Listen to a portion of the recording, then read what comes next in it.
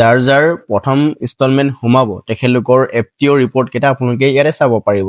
Beneficiary registration ID, beneficiary নাম, IFSC code, instalment amount, scheme name. স্বাগতম জনাইছোঁ অন্য এটা ভিডিঅ'লৈ। বন্ধু বান্ধৱীসকল, যোৱা ভিডিঅ'ত মই কৈছিলোঁ যিসকলে চৰকাৰী ঘৰৰ বাবে জিঅ' টেকিং কৰি ৰাখিছে তেখেতলোকে ঘৰ কেতিয়া পাব বা প্ৰথম ইনষ্টলমেণ্ট কেতিয়া লাভ কৰিব পাৰিব। আজিৰ ভিডিঅ'ত আপোনালোকক মই সম্পূৰ্ণ প্ৰচেছ দেখুৱাম, গতিকে ভিডিঅ'টো আপোনালোকে স্কিপ নকৰাকৈ চাব, কাৰণ স্কিপ কৰিলে আপোনালোকৰ চোৱাত অলপ খেলি মেলি হ'ব পাৰে। চ' ভিডিঅ'টো সম্পূৰ্ণকৈ চাই থাকিব, আৰু চেনেলত যদি নতুনকৈ আহিছে তেন্তে আপোনালোকে চেনেলটো ছাবস্ক্ৰাইব কৰি ৰাখিব। তেন্তে পলম নকৰি আমি ভিডিঅ'টো আৰম্ভ কৰোঁ। ডেছক্ৰিপশ্যন বা কমেণ্ট বক্সত এটা লিংক পাই যাব, আপোনালোকে তাত ক্লিক কৰিব। তাত ক্লিক কৰিলে এইটো ছাইডত আপোনালোকে আহি যাব পাৰিব। চাওক, এনেকৈ ইণ্টাৰফেচটো আপোনালোকে দেখা পাই যাব।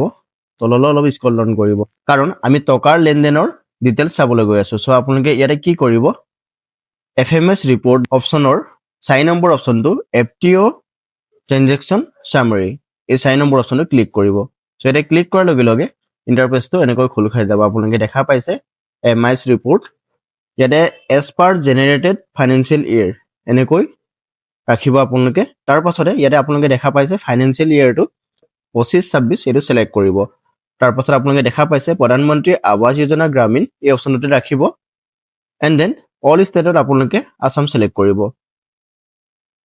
আছাম চিলেক্ট কৰাৰ পাছতে ইয়াতে আপোনাৰ ডিষ্ট্ৰিক্ট যি হয় সেইটো আপোনালোকে চিলেক্ট কৰিব। সকলো ডিষ্ট্ৰিক্টৰে আপডেট আহি গৈছে ইয়াতে। যাৰ যাৰ প্ৰথম ইনষ্টলমেণ্ট সোমাব তেখেতলোকৰ FTO ৰিপৰ্ট কেইটা আপোনালোকে ইয়াতে চাব পাৰিব। ঠিক আছে, তাৰ পাছতে আপোনাৰ যি ব্লক হয় সেইটো চিলেক্ট কৰিব। ব্লকটো চিলেক্ট কৰাৰ পাছতে আপোনালোকে ইয়াতে দেখা পাইছে প্লিজ চিলেক্ট দি অপশ্যন বিল', ইয়াতে আপোনালোকে দেখা পাইছে ইয়াতে অপশ্যনটো চিলেক্ট কৰিব লাগে। চাওক, ইয়াতে আপোনালোকে কেইটামান অপশ্যন দেখা পাইছে। টোটেল নং অফ FTO জেনেৰেটেড, মানে যি FTOৰ কাৰণে যিমান বেনিফিচিয়াৰী জেনেৰেট কৰিছে সেইটো আপোনালোকে চাবনে। ইয়াতে আৰু বেলেগ বেলেগ অপশ্যন দিয়া আছে। টোটেল নং অফ FTO চাইন, টোটেল নং অফ FTO ভেৰিফাইড, নং অফ পেণ্ডিং উইথ FMS, কিছুমান সমস্যাৰ কাৰণে পেণ্ডিং হৈ থাকে। আপোনাৰ যদি নামবোৰ মিছমেচ থাকে বা আধাৰ আপোনাৰ একাউণ্টৰ লগত যদি মিছমেচ থাকে বা জব কাৰ্ডৰ লগত মিছমেচ থাকে, তেতিয়া আপোনালোকৰ পেণ্ডিঙত সোমাই যাব পাৰে। চ' এইটো আপোনালোকে চাব পাৰিব। আপোনালোকৰ FTO জেনেৰেটেড অপশ্যনত যদি আপোনালোকৰ নাম নাই তেন্তে আপোনালোকে এই যোনটো নং অফ পেণ্ডিং উইথ PFMS এই অপশ্যনত আপোনালোকে চাব পাৰিব যদি আপোনালোকৰ নাম ইয়াত নাই, কাৰণ কিছুমান মিষ্টেকৰ কাৰণে আপোনালোকৰ পেণ্ডিং লিষ্টত সোমাই যাব পাৰে। তাৰ পাছতে নং অফ চেণ্ড টু বেংক, এই অপশ্যনটো আপোনালোকে চালে যিসকলৰ পইচা অলৰেডি বেংকলৈ পঠিয়াই দিয়া হৈছে অতি শীঘ্ৰে তেখেতলোকৰ সোমাই যাব, সেইটো আপোনালোকে চাব পাৰিব। নং অফ ক্ৰেডিট কনফাৰ্মেশ্যন, মানে যিসকলৰ পইচা অলৰেডি সোমাই গৈছে, কাৰণ কিছুমানৰ এনেকুৱা হৈ আছে বহুত আগৰ পৰাই ঘৰটো পাই আছে, ইতিমধ্যে প্ৰথম ইনষ্টলমেণ্ট সোমাই গৈছে বা দ্বিতীয় বা তৃতীয় ইনষ্টলমেণ্ট সোমাব আছে, তেখেতলোকৰ আপোনালোকে এইটো চাব পাৰিব যাৰ ঘৰ ইতিমধ্যে ইন প্ৰগ্ৰেছ হৈ আছে। ঠিক আছে, আমি আজি চাম টোটেল নং অফ FTO জেনেৰেটেড, কাৰণ ফাইনেন্সিয়েলটো আমি চিলেক্ট কৰিলোঁ 25-26 কাৰণে। চ' ইয়াতে আমি প্ৰথম অপশ্যনটো চিলেক্ট কৰিম, টোটেল নং অফ FTO জেনেৰেটেড। ঠিক আছে, সেইটো চিলেক্ট কৰাৰ পাছতে তললৈ স্ক্ৰল ডাউন কৰিব। ইয়াতে আপোনালোকে দেখা পাইছে কেপচাকত, সেইটো আপোনালোকে শুদ্ধকৈ ফিল আপ কৰিব, আপোনাৰ বেলেগকৈ ল'ব পাৰে। ছাবমিটত ক্লিক কৰাৰ লগে লগে তললৈ আপোনালোকে স্ক্ৰল ডাউন কৰিব। স্ক্ৰল ডাউন কৰিলে ইয়াতে আপোনালোকে এটা লিষ্ট দেখা পাই যাব। ইয়াতে আপোনালোকে দেখা পাইছে মই ধেমাজি জিলাৰ বৰদলনি ব্লকৰ চাই আছোঁ। চ' ইয়াতে আপোনালোকৰ নামটো দেখা নাপাব।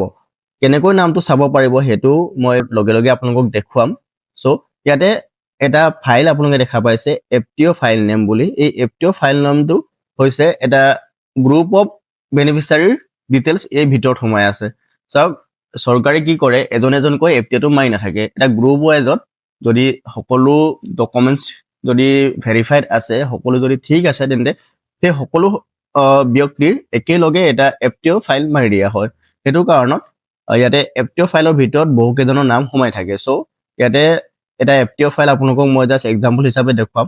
ইয়াতে আপোনালোকে বহুকেইজনৰ FTO ফাইল আপোনালোকে দেখা পাই যাব। এটা FTO ফাইলত বহুকেইজনৰ নাম সোমাই থাকে। চাওক, ইয়াতে বহুতৰ FTO ফাইল আছে, প্ৰায় 221 টোটেল আছে ধেমাজি ডিষ্ট্ৰিক্টৰ বৰদলনি ব্লকত, কাৰণ ইয়াতে বহুকেইজনৰ নাম সোমাই আছে। এটা FTO ফাইলত 10-15জন 50জনলৈকে মানুহৰ নাম সোমাই থাকে। চ' সেইটো আপোনালোকে কেনেকৈ চাব মই আপোনালোকক দেখুৱাই আছোঁ। ইয়াতে মই এক্সাম্পল হিচাপে আপোনালোকক মই এটা দেখুৱাম কেনেকৈ আপোনালোকে আপোনাৰ নামটো চাব পাৰিব। চাওক, ইয়াতে মই এই 6 নম্বৰ অপশ্যনটো আপোনালোকক দেখুৱাম। ইয়াতে 17 জনৰ আছে ইয়াতে 8,28,750 rupees এমাউণ্টটো হয় সো ইয়াতে মই কিন্তু FTO নাম্বাৰটো কপি কৰিম বা মই নোট ডাউন কৰি এটো এজ ইট ইজ মই পেস্ট কৰিম তাৰ পাছত ডিটেইলছটো চাব পাৰিব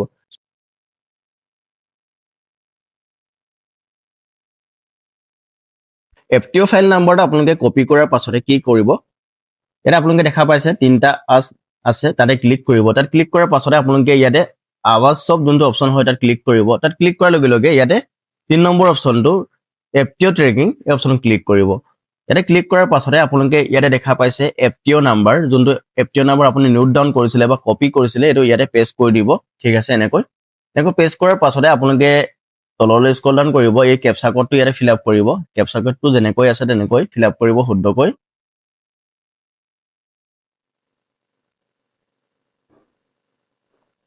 ক্যাপচা কোডটো ফিল আপ কৰাৰ পাছতে আপোনালোকে সাবমিটত ক্লিক কৰিব সাবমিটত ক্লিক কৰাৰ লগে লগে আপোনালোকে তললৈ স্ক্ৰল ডাউন কৰিব ইয়াত আপোনালোকে দেখা পাইছে FTO send to PFMS এটো তাৰিখটো দেখাই দিছে 5 তাৰিখ 4/2025 আৰু FTO received FTO send to bank acknowledgement received from bank আৰু debit status আৰু all response received so এই সকল ব্যক্তিৰ ইতিমধ্যে ভেৰিফাই সকলোবোৰ প্ৰসেস কমপ্লিট হৈ গৈছে তাৰ পাছত এটা আপোনালোকে কি কৰিব এই যোনটো তলত দেখা পাইছে FTO নং এই অপচনত ক্লিক কৰিব এই অপচনত ক্লিক কৰি দিয়াৰ লগে লগে আপোনালোকে ডিটেইলছবোৰ চাব পাৰিব আপোনালোকে ইয়াতে বেনিফিচিয়াৰী ৰেজিষ্ট্ৰেচন ID বেনিফিচিয়াৰী নাম IFSC code instalment amount scheme name instalment advice নং আৰু এনৰোল টু এনৰোল ডেট আৰু ৰেসপন্স ৰিসিভ ডেট আৰু ট্ৰানজেকচন ডেজ ষ্টেটাস সকলোবোৰ আপোনালোকে ইয়াতে চাব পাৰিব ঠিক আছে